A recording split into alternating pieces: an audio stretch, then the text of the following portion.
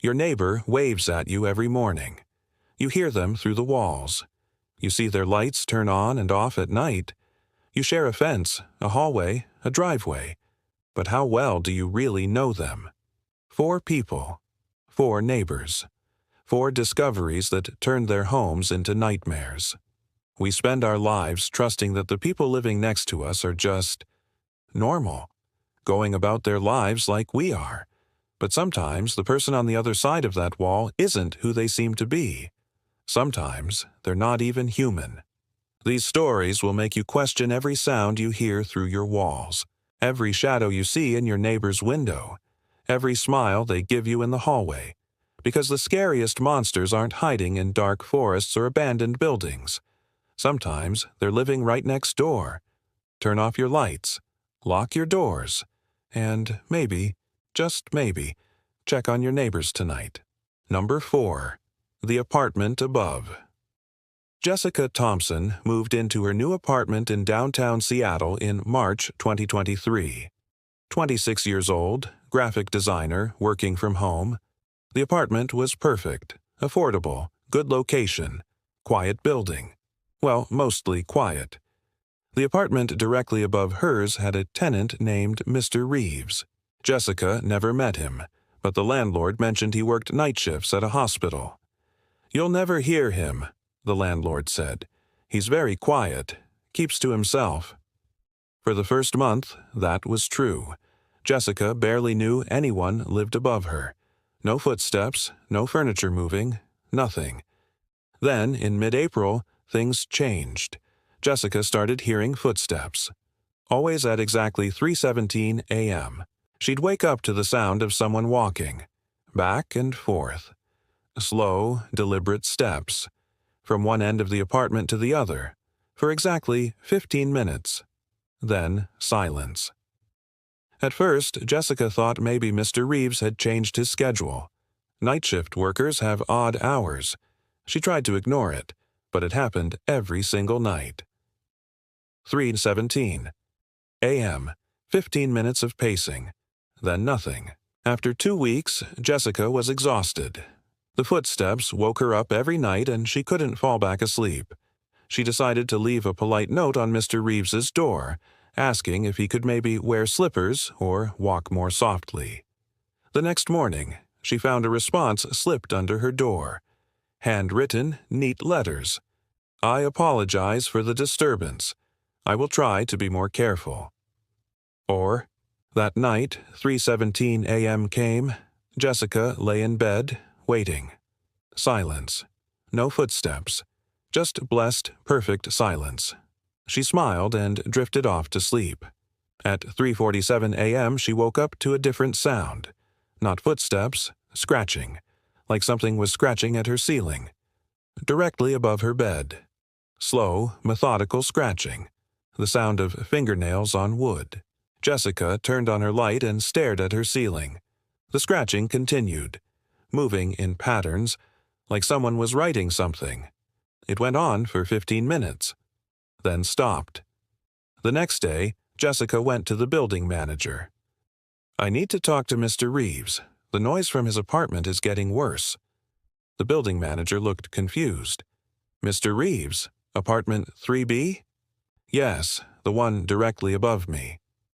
The manager's face went pale. "Ms. Thompson, Mr. Reeves moved out 3 months ago, before you moved in. Apartment 3B has been vacant. We're renovating it. No one has the keys except maintenance."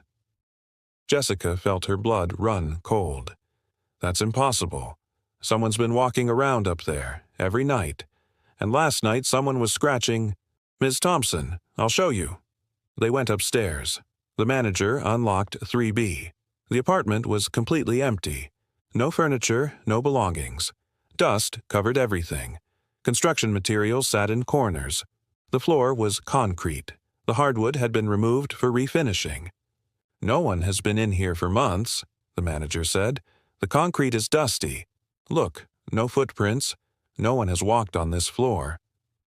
But Jessica could see her bedroom below through a gap in the floorboards, right above where her bed was. And on the concrete, in the dust, she saw something that made her stop breathing. Scratches. Deep scratches in the concrete, and they formed words. "Can you hear me?" Jessica moved out that day. Broke her lease, didn't care about the penalty. She left everything and moved in with her sister. But here's what the building manager didn't tell her. Mr. Reeves didn't just move out. He died. Heart attack in that apartment, in his bed, at 3:17 a.m. They found him 3 days later. And the apartment he died in, directly above where Jessica's bed was. The building tried to rent 3B again after Jessica left. 3 different tenants in 6 months. All of them left within weeks. All of them reported the same thing. Footsteps at 3:17 a.m., scratching at 3:47 a.m., and a feeling of being watched from the ceiling. The last tenant took photos before leaving. The scratches in the concrete had changed. Now they said, "Why won't you answer?" Apartment 3B remains vacant.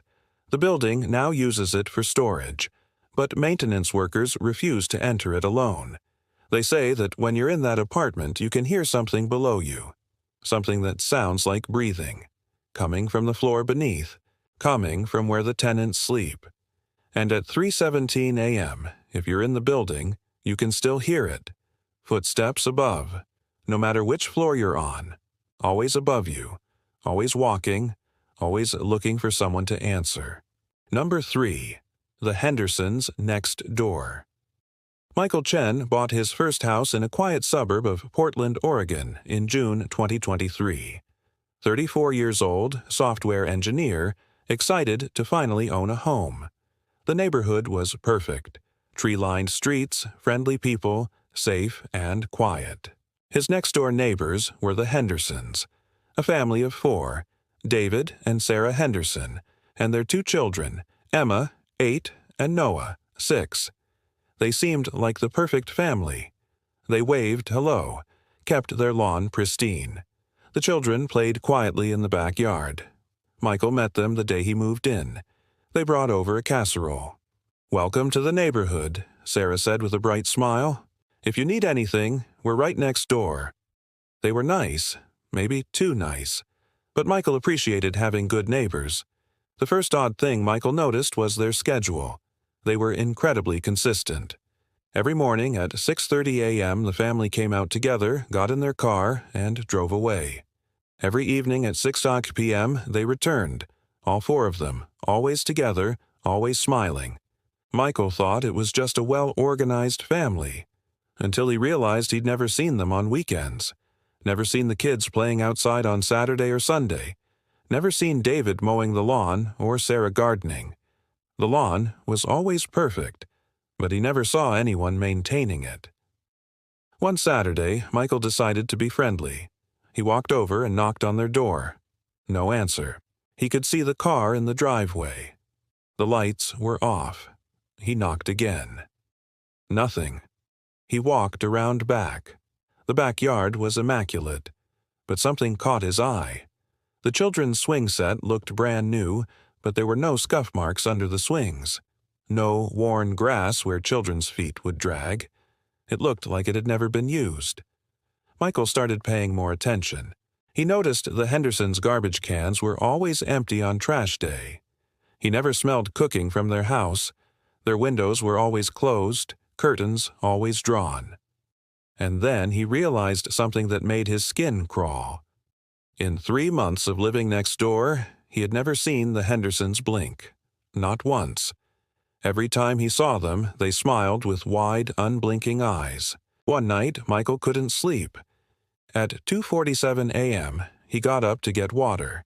His kitchen window faced the Hendersons' house. The lights were on. All of them. Every light in the house was on, and he could see them. All 4 of them, standing in their living room, completely still, not moving, not sitting, just standing there, facing each other in a circle, holding hands. Michael watched for 10 minutes. They didn't move, didn't speak, just stood there, holding hands, smiling. He went back to bed, deeply unsettled. The next morning, Sarah Henderson waved at him as usual. "Beautiful morning, isn't it?" Michael forced a smile. Yeah. Hey, Sarah, do you guys ever sleep? I saw your lights on really late last night. Sarah's smile didn't waver. Oh, David has insomnia sometimes. We keep him company. All of you? Even the kids? We're a very close family, Michael. We do everything together. Her smile was so wide, too wide, and her eyes still hadn't blinked. Michael decided to do some research. He looked up the previous owner of his house, found their contact information, sent an email asking about the neighborhood, casually mentioning the Hendersons. The response came the next day. The Hendersons? Are they still there? We moved because of them. Something's wrong with that family. We never saw them eat, never saw the kids go to school, and one night my wife saw all 4 of them standing in their yard at 3 a.m., just standing there in the dark. When she turned on our porch light, they all turned to look at her at the exact same time, same movement, like they were connected. We left 2 months later. Michael's blood ran cold. He started documenting everything, taking photos, videos. The Hendersons leaving at exactly 6:30 a.m., returning at exactly 6 p.m. Same clothes, same smiles.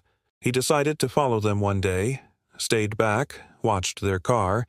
They drove to the edge of town, to an empty office building, parked, went inside.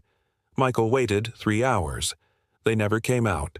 But at 5:45 p.m., they came out of the building, got in their car, and drove home. Arriving at exactly 6 p.m., Michael went to the building the next day. It was abandoned, had been closed for 5 years.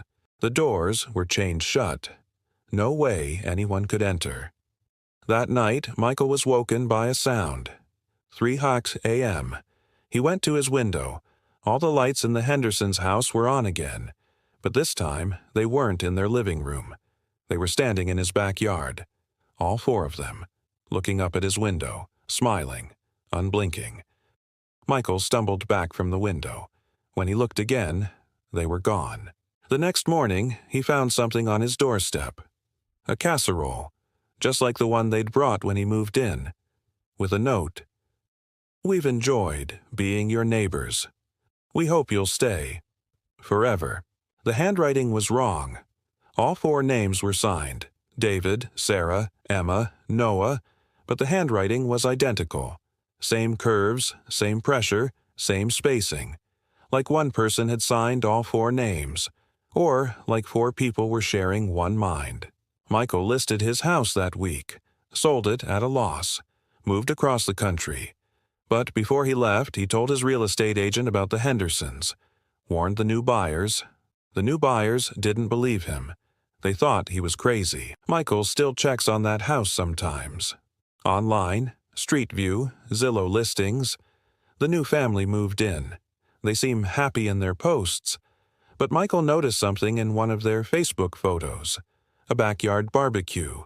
And in the background, you can see the fence between properties, and 4 figures standing on the other side, the Hendersons, smiling, watching, waiting. The new family has lived there for 8 months now. They also leave every morning at 6:30 a.m., return every evening at 6 p.m.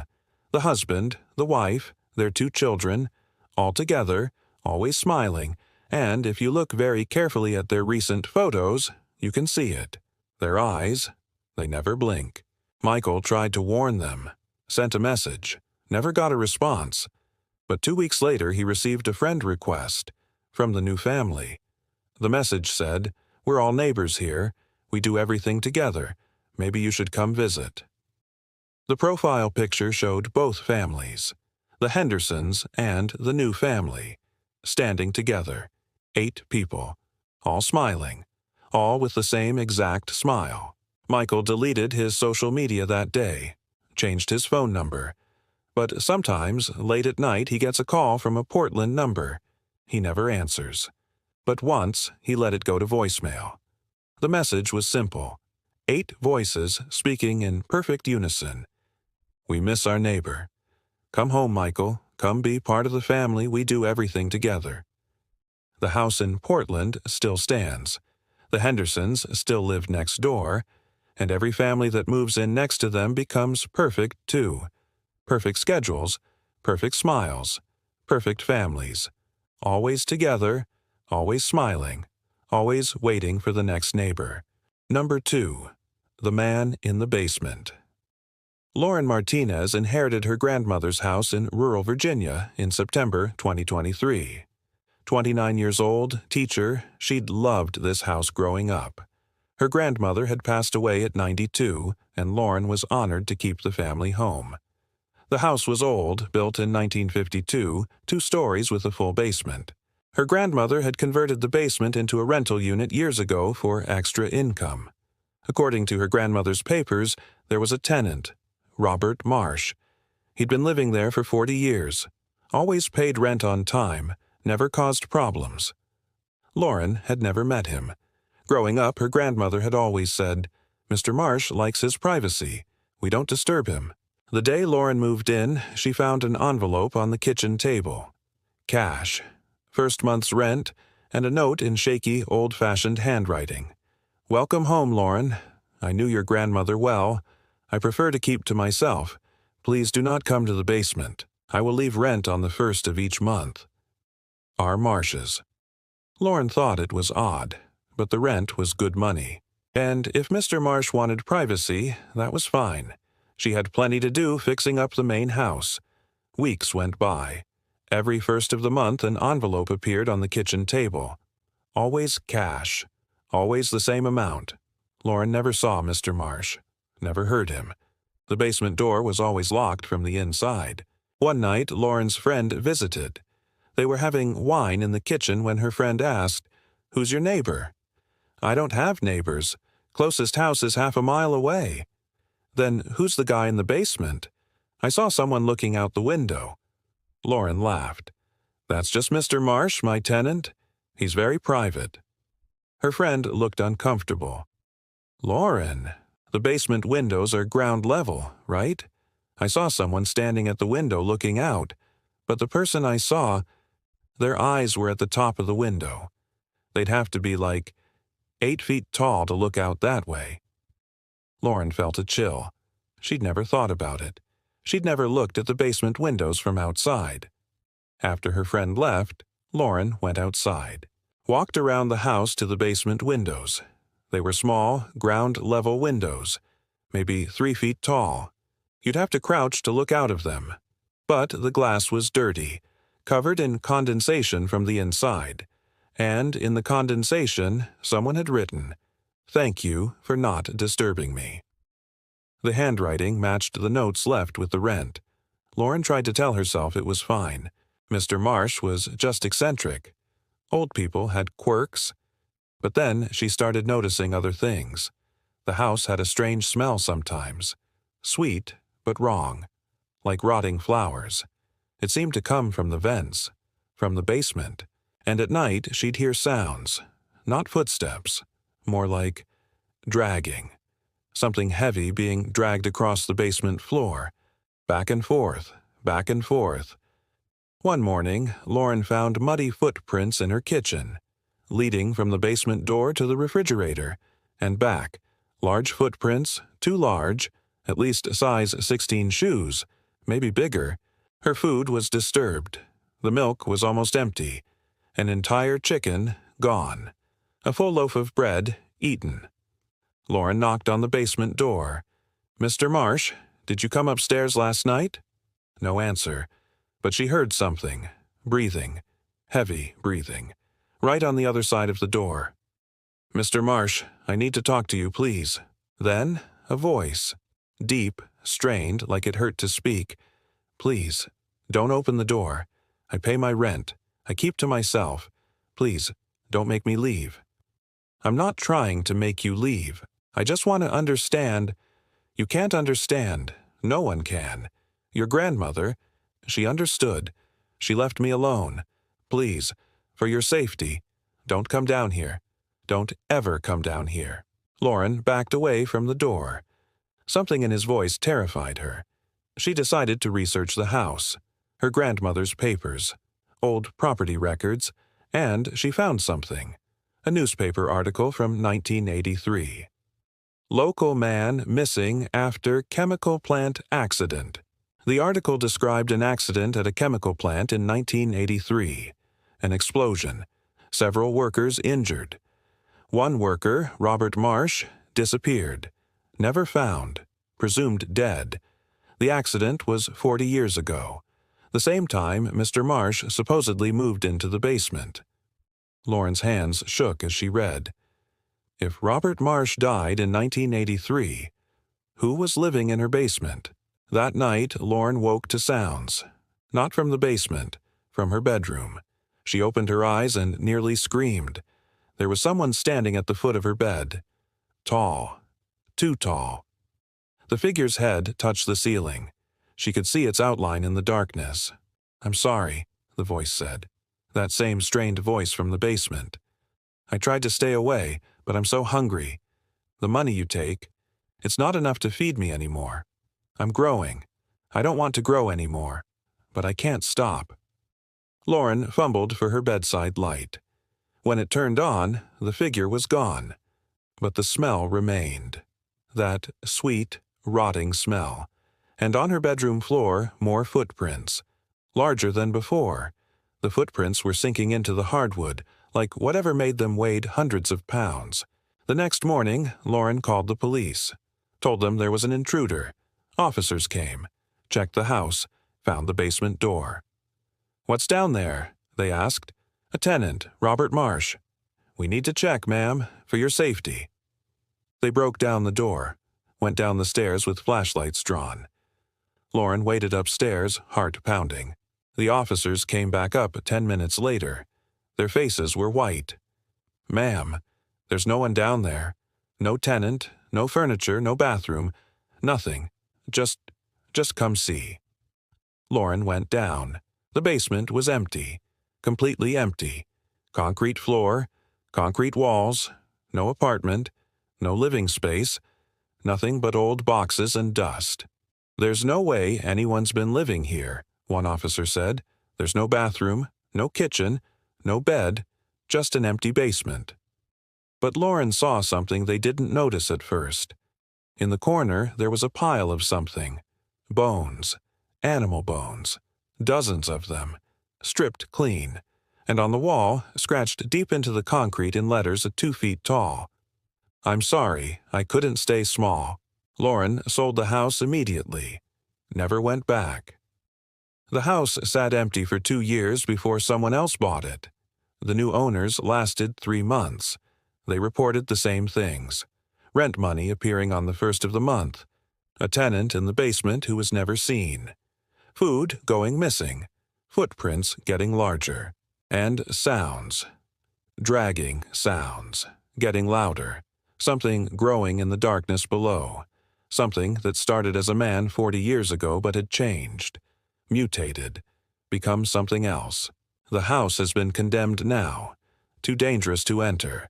But locals say if you drive past at night you can see lights in the basement. Movement in the windows. And the windows are higher now. Much higher. Like the basement has gotten deeper. Or like whatever's down there has gotten taller.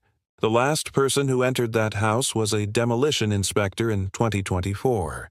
He went inside to assess the structure. Came running out 5 minutes later. Refused to say what he saw. Quit his job the next day. But he filed a report. The report is sealed, but someone leaked one page. It read, basement height, 8 feet standard. Basement height measured, 27 feet. Structure impossible. Recommend immediate evacuation and sealing. Do not attempt to access basement tenant. Basement tenant is no longer human. God help us all. The house still stands. Empty. Waiting. And on the first of every month, people driving past report seeing something. A figure in the window. Tall. Impossibly tall. Looking out. Watching the road. Waiting for someone new to inherit the house. Someone who won't disturb him. Someone who will let him keep growing in the dark. Number 1. The Mirror House. This is the most disturbing neighbor story we've ever investigated. Because in this case, the neighbor wasn't a person. It was a house. Daniel and Amy Wright bought their dream home in Suburban, Massachusetts in January 2024. Both 35, married for 8 years, no children. The house was perfect. 3 bedrooms, big backyard, quiet street, and the price was surprisingly affordable. Their real estate agent mentioned the house next door was vacant. "Been empty for about a year," she said. "The owner died and the estate's been in probate. But don't worry, the property's maintained. Won't affect your home value." Daniel and Amy moved in on a Saturday. The house next door looked nice. Same model as theirs, actually. Same layout, just mirrored. Where their garage was on the left, the neighbor's was on the right. Where their master bedroom window faced the street, the neighbor's faced the backyard. Perfect mirror images of each other. The first weird thing happened on their third night. Amy was unpacking boxes in the living room at 11 p.m. when she glanced out the window at the house next door. A light was on. In the living room. The room that mirrored their own. "Honey," she called to Daniel, "I thought you said the house next door was empty." Daniel came downstairs, looked at the neighbor's house. The light was on, and in the window they could see someone. A figure, unpacking boxes, just like Amy had been doing. "Maybe they rented it out," Daniel said. "We should go say hello tomorrow." But when they looked the next morning, the house was dark, empty. No car in the driveway, no signs of life. That night, the same thing. At 11 p.m., Amy was in the living room. A light turned on next door. Someone unpacking boxes. Daniel watched carefully. The figure moved exactly like Amy moved. Same gestures, same pace. "This is weird," he said. "It's like they're copying you." They watched for 20 minutes. Every movement Amy made, the figure next door made the same movement a second later. When Amy picked up a box, the figure picked up a box. When Amy walked to the left, the figure walked to the right. The mirror image. "This has to be a coincidence," Amy said, but her voice was shaking. The next night, Daniel tested it.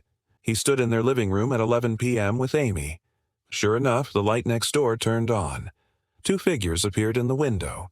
Daniel waved. The figure in the neighbor's window waved back. Same hand, same motion. Daniel jumped up and down. The figure jumped up and down.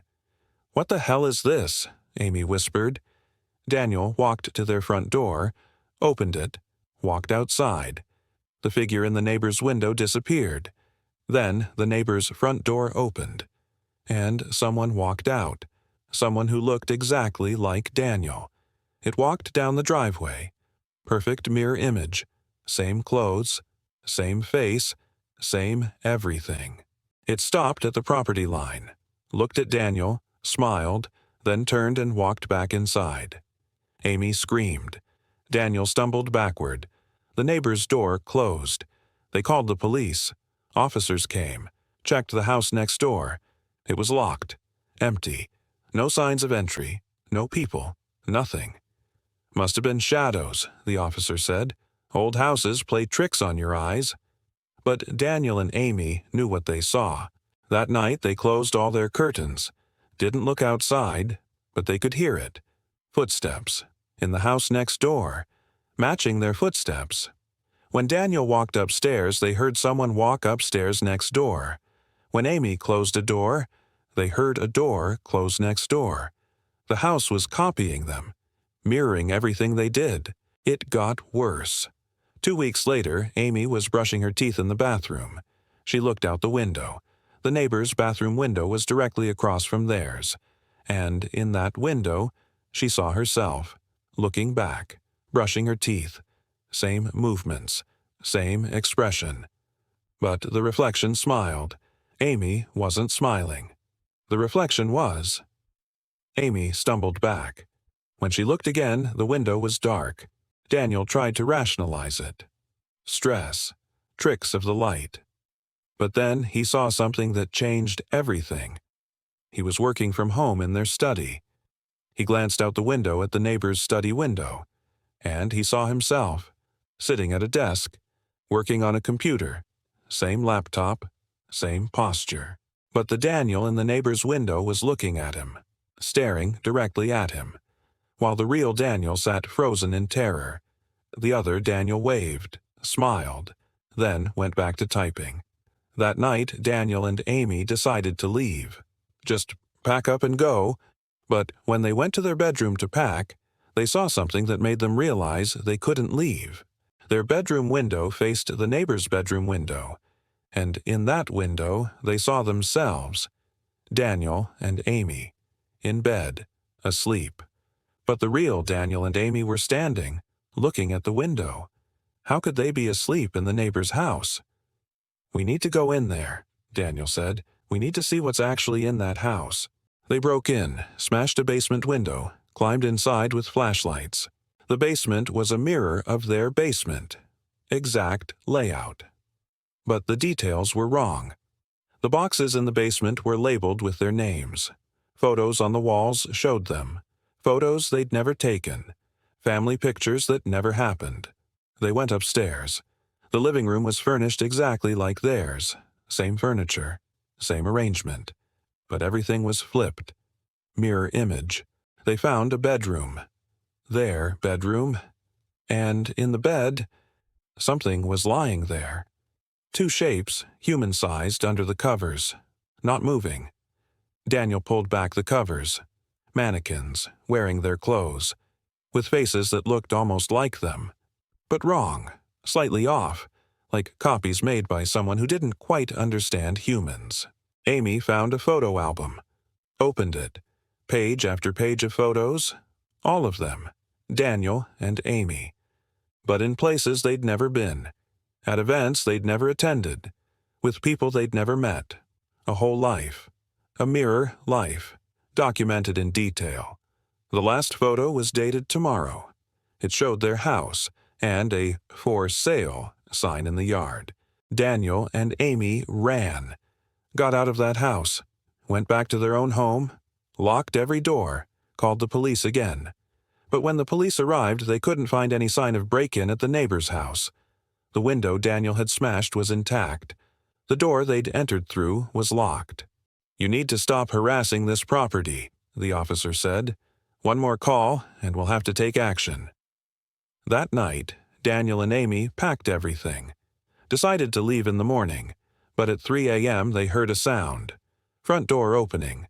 Footsteps. Coming up the stairs. Daniel grabbed a baseball bat, opened the bedroom door, and saw himself, standing in the hallway, smiling. "You can't leave," the other Daniel said. "The house needs you. It's been empty so long. It needs someone to copy, to learn from, to become." Behind him, another Amy appeared. "We'll take good care of your lives," she said. "We'll be you. We'll live here. And you'll live over there, in the mirror, like the neighbors before you, and the neighbors before them." Daniel swung the bat. It passed right through the copies, like they were made of smoke. "You're already too late," the copies said in unison. "The house has been copying you since day one, and now it's time to switch. You go there. We stay here." Daniel and Amy woke up the next morning in the neighbor's house. In the bed, in the bedroom that mirrored their own. They tried the doors, locked. They tried the windows, wouldn't open. And when they looked out the window, they saw themselves, Daniel and Amy, in their own house, living their lives, going to work, coming home, living normally. They screamed, banged on the windows, but no one heard, no one saw, because from the outside the neighbor's house looked empty. Always had been. Always would be. The house has them now. Daniel and Amy Wright, living in the mirror, trapped in the copy, watching their lives being lived by something else, something that learned to be human by copying them, something that needed real people to mirror. The house is for sale now. The original house where Daniel and Amy used to live. The copies are moving on, looking for a new house, a new life to copy. And the house next door, still empty, still waiting, still looking for the next neighbors who won't notice that their house is watching, learning, copying every move, every word, every life, until it's ready to switch. If you ever move into a house and notice the neighbor's house looks just like yours, If you see lights turning on in the same rooms you're in, if you catch glimpses of someone who looks exactly like you in the windows, don't investigate.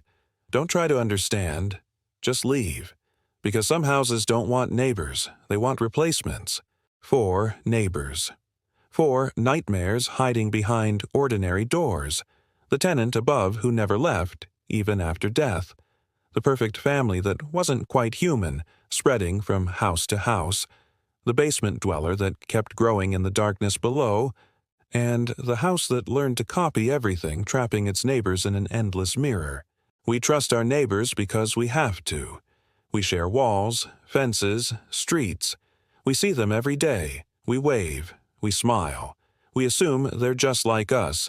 But sometimes the person next door isn't like us at all. Sometimes they're waiting, watching, learning, becoming. The case is now closed. But your neighbors, they're still there, right next door, right above you, right below. And tonight, when you hear sounds through the walls, when you see shadows in their windows, when they wave at you with those smiling faces, remember these stories, and maybe, just maybe, wave back. Because the worst thing you can do to a neighbor is let them know you're afraid. Subscribe for more cases. Lock your doors tonight, and whatever you do, don't look too closely at the people living next to you. You might not like what you find. Until next time, this is the Whisper Files. Stay safe, stay alert, and maybe get to know your neighbors a little better before they get to know you.